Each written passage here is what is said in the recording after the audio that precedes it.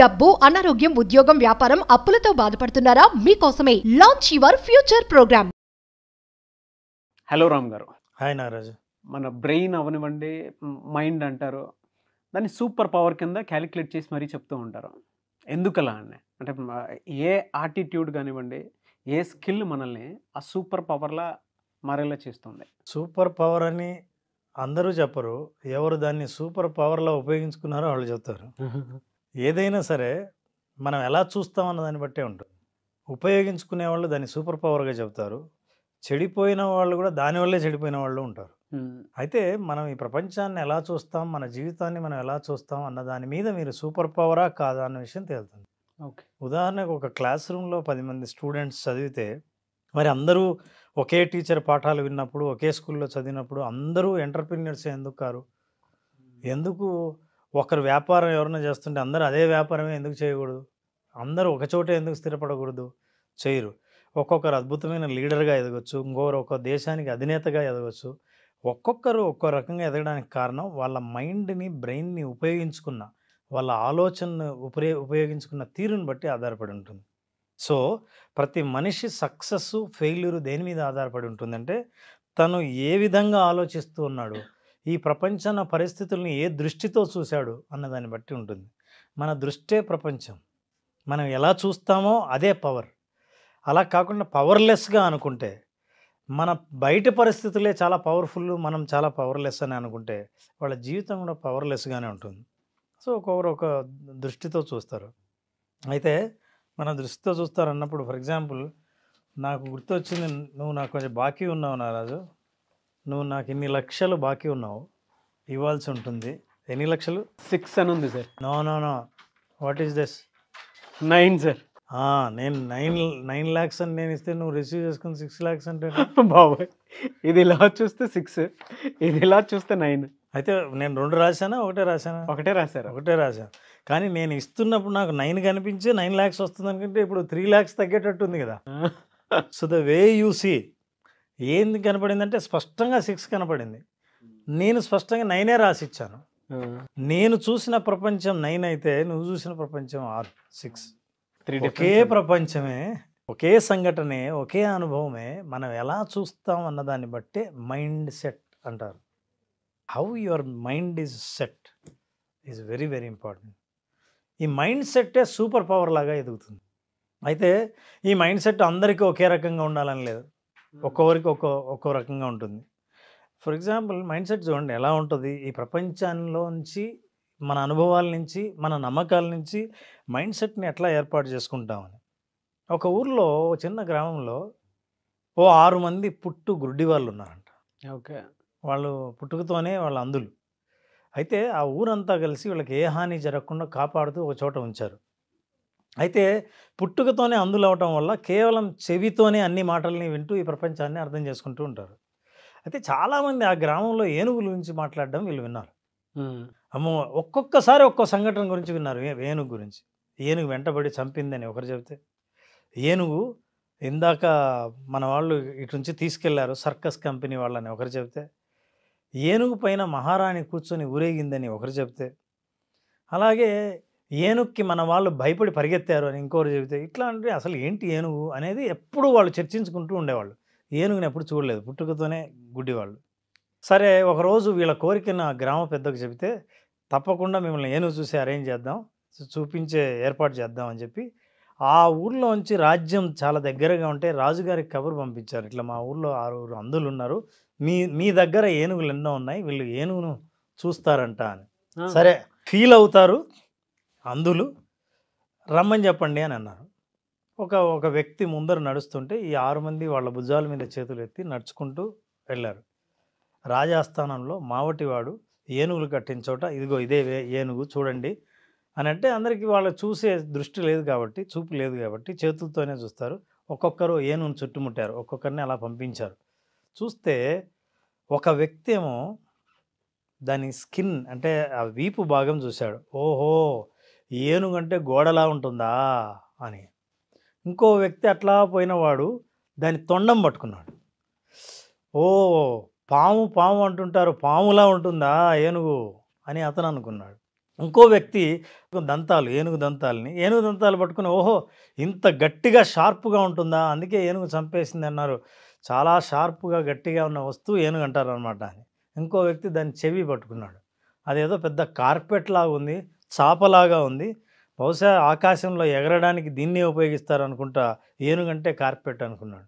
ఇంకో వ్యక్తి వెనకాల తోక పట్టుకుని, ఓ చీపురు కట్టలాగా ఉందే మెత్తగా, ఇది ఒక గడ్డిపోచ అనుకుంటా, ఇది ఏనుగు అనమాట అని అనుకున్నాడు. ఇలా ఒక్కొక్కరు ఒక్కొక్కరాగా ఇది ఏనుగు ఇలా ఉంటుందని కూర్చొని వాళ్ళు చర్చిస్తున్నారు. కాదు ఏనుగంటే గోడలా ఉంటుందని, కాదు అని ఒకతను కాళ్ళు పట్టుకున్నాడు, 4 కాళ్ళు చూశాడు, చూసి ఓ ఇది చాలా పెద్ద ఆవులా ఉంటుందన్నమాట అని అనుకున్నాడు. ఇలా చర్చిస్తుంటే పక్కనే తోటమాలి ఉండే, ఏంటి మీ గోల ఏంటి, ఇందాక నుంచి అరుస్తున్నాను, కాదు ఏనుగంటే ఇలా ఉంటుంది కదా అని అంటుంటే అప్పుడు చెప్పాడు, బాబు మీరు ఒక్కొక్కరు ఒక్కొక్క భాగాన్ని పట్టుకున్నారు, సంపూర్ణంగా చూస్తే తప్ప ఏనుగంటే ఏంటో మీకు తెలియదు, మీకు దృష్టి లేదు కాబట్టి మీ చేతులతో మీరు ఏ భాగంలో ఉన్నారో దాన్నే అని ఏనుగు అనుకున్నారు. సో మీ పర్సెప్షన్ అంతా ఏనుగంటే మీరు చూసిందే అనుకుంటున్నారు, కానీ ఒరిజినల్గా ఏనుగు అది కాదు. మన జీవితంలో కూడా మనం ఏదైతే ఇది కరెక్ట్ అనుకుంటామో సంపూర్ణంగా తెలియని వ్యక్తి అదే నిజమని అనుకుంటాడు. ఈ విషయం చెబుతూనే అప్పుడు అడిగారు, బాబు ఎవరు మాకు జ్ఞానోదయం కలిగించావే, ఎవరు అంటే నా పేరు సుబ్రావ్. మన సుబ్రావ్ చాలా రోజులకి వచ్చారు. నేను సుబ్రావ్నండి, ఈ కోటలో తోటమాలిగా పనిచేస్తున్నాను. మీ బాధ అంతా విన్న తర్వాత నాకు చెప్పాలనిపించింది, ప్రపంచంలో మన జీవితంలో మన అనుభవాలు కూడా ఇలాగే ఉంటాయి. మనం చూస్తున్నది ఏది నిజం కాదు, అలాగని అబద్ధము కాదు, కానీ మీరు తెలిసింది కొంతే. హోలిస్టిక్గా తెలుసుకునేంత వరకు మన మైండ్ సెట్ని మనం ఎప్పటికప్పుడు ఎక్స్పాండ్ చేస్తూ వెళ్తుండాలి. అప్పుడు then you will grow in your life. That's why we said mind set.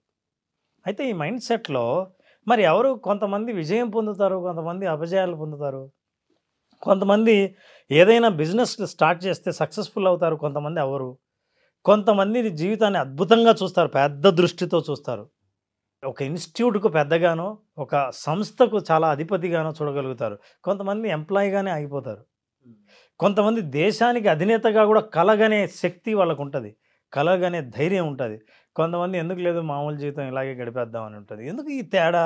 అందరికీ బ్రెయిన్ ఉన్నది అంతే, బాడీ ఉన్నది అంతే కదా అంటే that is because of the mind set. ఈ మైండ్ సెట్స్లో 2 రకాలు ఉంటాయి. ఈ 2 రకాల మైండ్ సెట్స్ని మనం అర్థం చేసుకుంటే మన మైండ్ సెట్ని సక్సెస్ఫుల్ మైండ్ సెట్గా ఎలా మార్చుకోవాలో తెలుసుకోవచ్చు. ఒకటి గ్రోత్ మైండ్ సెట్. ఓకే, ఇదేంటంటే ఎప్పుడు ఎదగడానికి అవకాశం ఉందని, ప్రతి చోట్ల అవకాశాలు ఉన్నాయని, ప్రతి సమస్యకు పరిష్కారం ఉంటుందని, ప్రతి వ్యక్తి దగ్గర నేర్చుకోవడానికి ఏదో విషయం ఉంటుందని నమ్మేది గ్రోత్ మైండ్ సెట్. ఇది ఎదిగే మైండ్. రెండవది ఫిక్స్డ్ మైండ్ సెట్.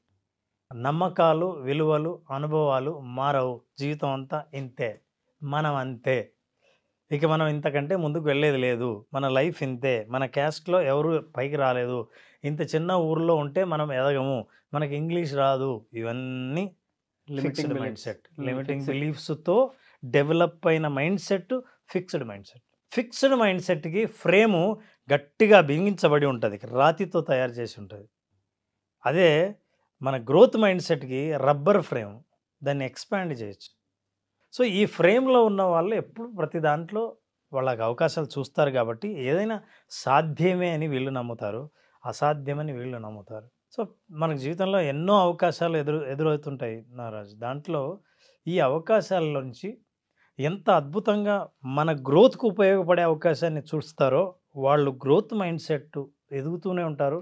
ప్లస్ ఇంకొకరిని బాగు చేసి వాళ్ళని కూడా వాళ్ళ వెంట తీసుకెళ్లే ప్రయత్నం చేస్తారు. ఫిక్స్డ్ మైండ్ సెట్ వాళ్ళు వినరు. వాళ్ళని నమ్మించడం, వాళ్ళని కన్విన్స్ చేయడం చాలా కష్టం. ఇప్పుడు మనం మాట్లాడుకునేది ఎందుకంటే ఫిక్స్డ్ మైండ్ సెట్లో ఉన్న వాళ్ళు ఎవరైనా సరే వాళ్ళ జీవితంలో అవకాశాలు కానీ సాధ్యాలు కానీ ఉంటాయనే విషయాన్ని నమ్మనే నమ్మరు. అందుకే దేన్నైనా ఈజీగా ఖండించేస్తారు. ఫలానాది ఇది ఇది ఇంతే అని అనుకుంటే అంతే అనే వాళ్ళతోనే స్నేహం చేస్తారు తప్ప అలా కాదు అనే కొత్త పర్స్పెక్టివ్ ఇచ్చే వాళ్ళని వినరు. So this is what is the difference. అందువల్ల mind set, brain is super power. ఈ సూపర్ పవర్ ఎందుకంటే చాలామందిని మనం చూసినప్పుడు కేవలం వాళ్ళ ఆలోచన ద్వారానే వాళ్ళ యాటిట్యూడ్ని మార్చుకొని మైండ్ సెట్ని ఎక్స్పాండ్ చేసి వాళ్ళు సాధించాలనుకున్న హైట్స్ని సాధించారు. అయితే ఆగిపోయిన వాళ్ళు ఏంటంటే కాంప్లిసెన్సీ అంటాం, ఇక్కడితో తృప్తిపడి ఇక చాలు అని అనుకున్న వాళ్ళు గ్రో కాకుండా ఉండిపోతారు, వాళ్ళు ఫిక్స్డ్ మైండ్ సెట్లో ఉంటారు. అందుకని సూపర్ పవర్ కొంతమందికి సూపర్ పవర్ కొంతమందికి కాదు, కొంతమందికి 6, కొంతమందికి 9, కొంతమందికి తొండమే ఏనుగు, కొంతమందికి పూర్తిగా కనిపించేది ఏనుగు, కొంతమందికి తోకే ఏనుగు. అందుకని మనం హోలిస్టిక్గా ఎప్పుడైతే చూడడం మొదలు పెడతామో గ్రోత్ మైండ్ సెట్తో, అప్పుడు then you will see a big picture and will see power of brain. That is the power of brain. మీరు చెప్తుంటే నాకు ఇండస్ట్రీ నుంచి కొంతమంది యాక్టర్స్ అలా గుర్తొస్తున్నారు. చిరంజీవి గారితో పాటు, కమల్ హాసన్ గారితో పాటు, రజనీకాంత్ గారితో పాటు కొంతమంది యాక్టర్స్ అప్పట్లోనే సంచలనం సృష్టించి సాచ్యురేట్ అయిపోయి అక్కడికి ఆగిపోయారు. కానీ స్టిల్ రజనీకాంత్ గారు కానీ, కమల్ హాసన్ గారు కానీ, చిరంజీవి గారు కానీ ఎక్కడా ఆగలేదు. గ్రోత్ మైండ్ సెట్కి ఫిక్స్డ్ మైండ్ సెట్కి ఎంత తేడా ఉంటుందని తెలిసింది. మన హీరోలు నిజంగా చెప్పాలంటే గ్రోత్ మైండ్ సెట్ వాళ్ళకి ఎప్పటి నుంచి వచ్చిందంటే, ఒకప్పుడు మీరు సినిమాలు చూస్తే సినిమా టైటిల్ హీరో సెంట్రిక్ అయి ఉండేది. ఎప్పుడైతే హీరో సెంట్రిక్కో హీరో అంటే నేనే హీరో కాబట్టి నా పేరు ఉండాలన్న ఫిక్స్డ్ మైండ్ సెట్లో చాలా సినిమాలు వచ్చాయి. అవును. ఆ తర్వాత ఈ హీరోలకి సినిమా టైటిల్ హీరో పేరే ఉండక్కర్లా, స్టోరీ టైటిల్ అయిపోయింది. బావగారు బాగున్నారా అంటే ఎక్కడున్నాడు చిరంజీవి, బట్ అయినా సరే చిరంజీవి గారు ఆ టైటిల్ని మనం యాక్సెప్ట్ చేశాడంటే అర్థం ఏంటంటే it is a growth mind set. ప్రజలు ఏం కోరుకుంటున్నారో, స్టోరీ ఏది ప్రధానమైందో అందులో నేను పాత్రే తప్ప హీరో కాదు అని చూసినా, ఆయన హీరోగానే అందరూ గుర్తించినా మనం ఆ గ్రోత్ మైండ్ సెట్ వల్ల అలా ఆలోచించడం జరిగింది. సినిమాల్లో అట్లా సినిమా చెప్పినప్పుడు కొంతమంది చాలా ఊహించని క్యారెక్టర్లు చేసినప్పుడు ఏంటంటే వాళ్ళు ఫిక్స్డ్ మైండ్ సెట్ ఏంటంటే నా ఇమేజ్ ఇలా ఉంటుంది, ఈ ఇమేజ్ ఇలాగే ఉండాలి అని అనుకున్న వాళ్ళు ఫిక్స్డ్ మైండ్ సెట్ ఆగిపోతారు. సినిమాల్లో ఇక నేను గ్రో అవ్వని అనుకున్నప్పుడు, గొప్ప పర్సనాలిటీ అయినా శోభన్ బాబు గారి గురించి చెప్పాల్సి వస్తుంది. ఆయనకు కొన్ని ఫిక్స్డ్ బిలీఫ్స్ ఉన్నాయి. ఫిక్స్డ్ మైండ్ సెట్తోనే ఆయన సినిమాల్లో ఎప్పుడు రాకూడదు అనుకున్నారో తను ఆపేశారు, ఇక ముందుకు రాలేదు. ఎందుకంటే నేను అంత గ్రోత్ మైండ్ సెట్తో ఆలోచించలేను, ఇప్పుడున్న యూత్తో నేను పని చేయలేను, నన్ను నాలాగా చూసేవాళ్ళు లేకపోతే నాకు సినిమాలు వద్దని ఆపేశారు. గ్రోత్ మైండ్ సెట్ ఆలోచన చేస్తే చాలామంది నటులు, ఫర్ ఎగ్జాంపుల్ మోహన్ లాల్, కాలాపాని అనే సినిమాలో ఒక సీన్ ఉంది.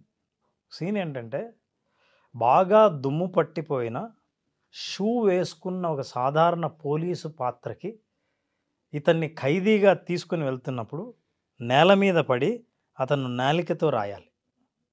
అప్పుడు ఒక ఆర్ట్ డైరెక్టర్ ఒక అడ్వైజ్ ఇచ్చాడు, ఏమంటే షూకి ఏం చేద్దామంటే చాక్లెట్ పౌడర్ పూస్తే కొంచెం దుమ్ము మట్టిలాగే ఉంటుంది, సో మనం నీట్గా ఉన్న కొత్త షూకి చాక్లెట్ పౌడర్ రాసి దుమ్ములా ఉంటుంది, మీరు అప్పుడు నాకితే బాగుంటుంది అని నాకకుండా పైనుంచి తీద్దాం, నాకినట్టు పూర్తిగా చూపించమంటే మోహన్ లాల్ అందుకు ఒప్పుకోలేదు. చరిత్రలో ఇలాగే జరిగింది, నేను అలాగే నాకుతా, ఇప్పుడు షూ ఎలా ఉందో అలాగే ఉంచండి అన్న. అట్లాగే ఆయన నాలికతో చాలా క్లోజప్లో అట్లాగే నాకాడు. ఇది సాధారణంగా ఎవరు చేయాల్సిన అవసరం లేదు. హీరో నో అంటే అసలు ఏ డైరెక్టర్ అయినా సరే సీన్ మార్చే అవకాశం ఉన్నా సరే వాళ్ళకి గ్రోత్ మైండ్ సెట్ ఎందుకు ఉందంటే, పాత్రను గౌరవించాలంటే నేను ముఖ్యం కాదు, వాళ్ళు చూడాల్సింది ఖైదీని తప్ప మోహన్ లాల్ని కాదు. అండ్ వన్ మోర్ ఏంటంటే చరిత్రని యాక్సెప్ట్ చేసింది బ్రెయిన్, యాక్సెప్ట్ చేసి తన ఐడెంటిటీని కోల్పోవడానికి సిద్ధపడింది. That is actually growth. నా ఐడెంటిటీ అలాగే ఉండాలని అనుకుంటే అప్పుడు అంతా హీరోనే కనిపిస్తాడు, ఖైదీలో కూడా హీరో కనిపిస్తాడు.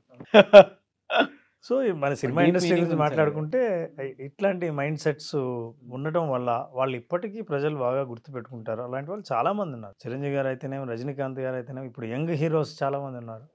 వాళ్ళ ఇమేజ్ని ఏమంటారంటే డీఫేమింగ్ ఇమేజ్నితో కూడా చేసిన వాళ్ళు ఉన్నారు. సో మీరు పుష్ప చూస్తే అర్జున్ రంగు, ఆయన మేకప్ కూడా చాలా టైం తీసుకుంటుంది. ఎందుకంటే తన ఒరిజినల్ రంగుని మాస్క్ చేసి ఒరిజినల్గా ఒక లేబర్ రంగు ఎలా ఉంటుందో లేబరర్ లాగా కనిపించాలంటే చాలా టైం పడుతుంది. ఆ స్కిన్ టోన్ అట్లాగే తయారు చేశారు. 3 గంటలు మేకప్లో కూర్చుంటారు వాళ్ళు. అక్కర్లే మామూలుగా ఒకప్పుడు పాత సినిమాల్లో హీరోలు ఏంటంటే రిక్షా తొక్కేవాడైనా హీరో సిల్క్ షర్ట్ ఉండాల్సిందే, అలా ఉండేది. సో ఇప్పుడు తరం మారింది, మైండ్ సెట్స్ మారాయి, పీపుల్ ఆర్ ఆల్ గ్రోయింగ్. వాళ్ళు మనకు రోల్ మోడల్స్గా కూడా చూస్తున్నాం. మనం ఎంత ఆలోచిస్తే అంత గ్రో అవుతాం. So you have to think like that to grow. అయితే మీరు కోల్పోయేది ఐడెంటిటీ అనుకుంటారు, కానీ కొత్త ఐడెంటిటీతో మీకు వచ్చే గుర్తింపు ఏదైతే ఉందో, కొత్త గుర్తింపుని మీరు ఏదైతే తీసుకొస్తారో అది ఒరిజినల్గా మీ గ్రోత్ని చూపిస్తుంది. అది మీ గ్రోత్కు గుర్తింపుగా మారుతుంది. That's how you will grow. That's why mind and brain is super power. ఆ స్కిల్స్ని ఎప్పటికప్పుడు ఇంప్రూవ్ చేసుకుంటేనే కనిపిస్తూ ఉంటుందండి గ్రోత్ కూడా మనకి. అవును. True sir. థ్యాంక్ యూ అన్న. Thank you so much Ram garu. Thank you very much.